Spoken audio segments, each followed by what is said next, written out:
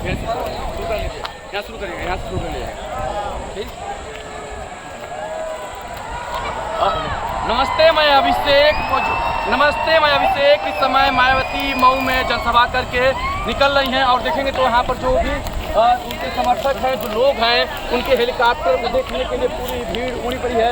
और आप देखेंगे तो जो सुरक्षा के विशेष यहाँ पर इंतजाम हैं आपको दिखाई पड़ रहे होंगे। नीचे चलिए। यहाँ पर जितने भी लोग हैं यहाँ पर आपको दिखेंगे, नीचे बताओ यार।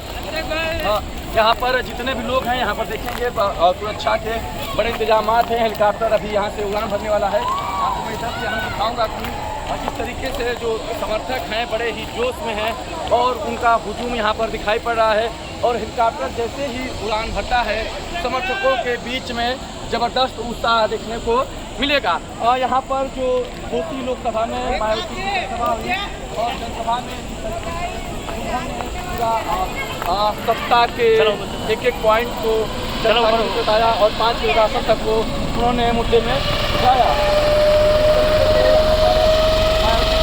हुई और जनसभा के बीच में आपको ये पूरा दृश्य दिखाई दे रहा होगा। उड़ान भर रहा है और उसके साथ ही आप बता दें कि लोकसभा में पूरे चुनाव का माहौल है। अब काफ़ी गर्म हो गया है। यहाँ का चुनाव 7वें चरण में है और आज एक बड़ी जनसभा हुई और इस जनसभा में 6वें चरण के मतदान के प्रत्याशी यानी आजमगढ़, लालगंज लोकसभा, बलिया लोकसभा, सलेमपुर लोकसभा और घोसी लोकसभा के जो भी बसपा के प्रत्याशी हैं उनके समर्थन में जनसभा की गई। इस जनसभा से कहीं ना कहीं जो मायावती है पूरे पूर्वांचल में अपने साधन में जुटी रही और अपना परिसर बना रहा है। आपको दिखाई पड़ रहा है यहाँ पर देखेंगे कि जो भी बसपा के यहाँ पर समर्थक नहीं काफ़ी जोश है और कहीं ना कहीं हेलीकॉप्टर को देखने के लिए जो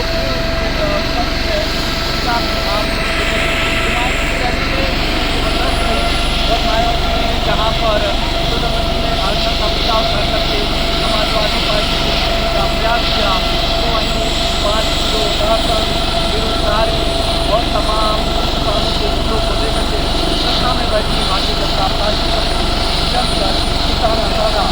सबसे बात यह है कि राज्य में जनसभा में एक बड़ा मुद्दा राज्य का चुनाव में कहा कि जब केंद्र में बसपा की सरकार बनेगी तो पूर्वांचल राज्य बनेगा और जब पूर्वांचल राज्य बनेगा तब जनसंचार होगा। विकास की सभी बातें मायावती में और कहीं ना कहीं अपने लोगों को बताना उनका अब सफल होगा वो तो पता नहीं करेंगे।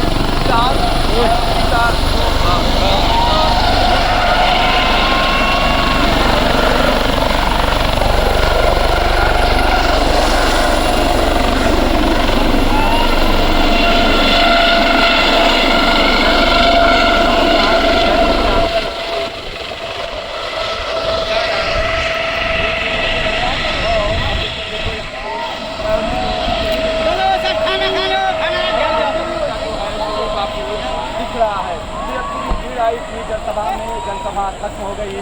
अब यह भीड़ लौटेगी अपने घरों पर और घरों पर लौट करके किसको वोट करेगी ये तो भीड़ बताएगी। भीड़ में अधिकांश लोग बड़े बड़े नेता को सुनने, देखने और हेलीकॉप्टर देखने को भी आते हैं। लेकिन इस चिलचिलाती धूप, उमस भरी गर्मी और जो तापमान की काफ़ी वृद्धि हो गई इसमें जो भीड़ जुटी थी कहीं ना कहीं जो बसपा के वोटर हैं, जो विशेष करके दलित वोटर हैं, घरों से निकलते हैं और अपने नेता को खूब सुनते हैं।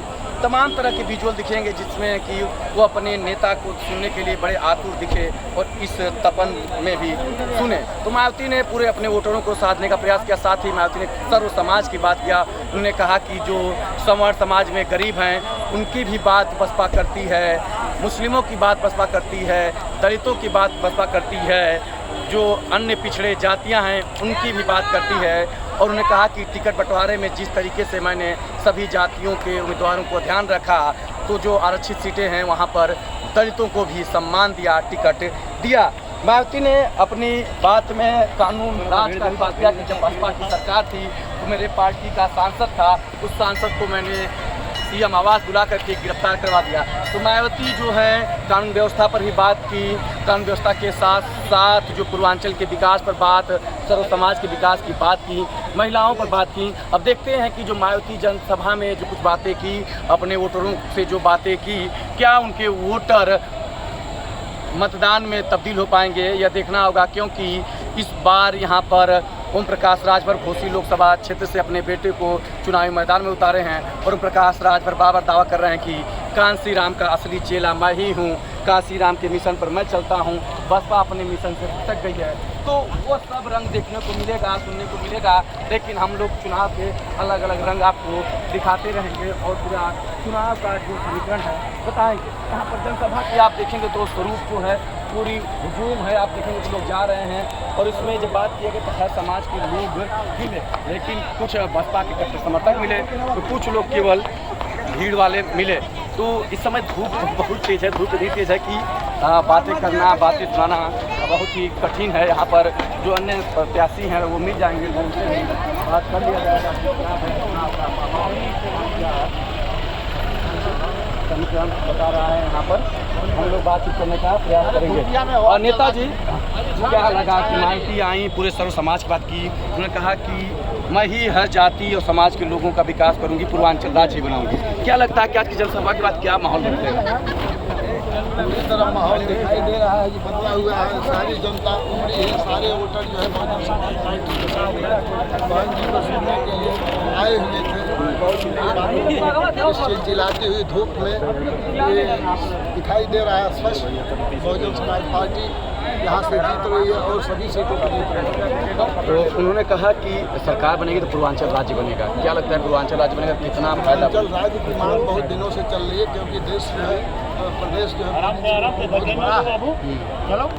उत्तरांचल बनने के बावजूद भी अभी बड़ा है, इसलिए छोटे राज्य बनने से आसानी से शासन जो है प्रशासन छोटी सी है बहुत बड़ा है। तो देखिए कितना प्रभाव पड़ेगा उनके जाने के बाद। आज काफी थके हुए आप लोग हैं। आज जनसभा संपन्न होने के बाद कितना प्रभाव घोसी लोकसभा क्षेत्र में पड़ेगा? पकड़ है, पानी पिलाइए।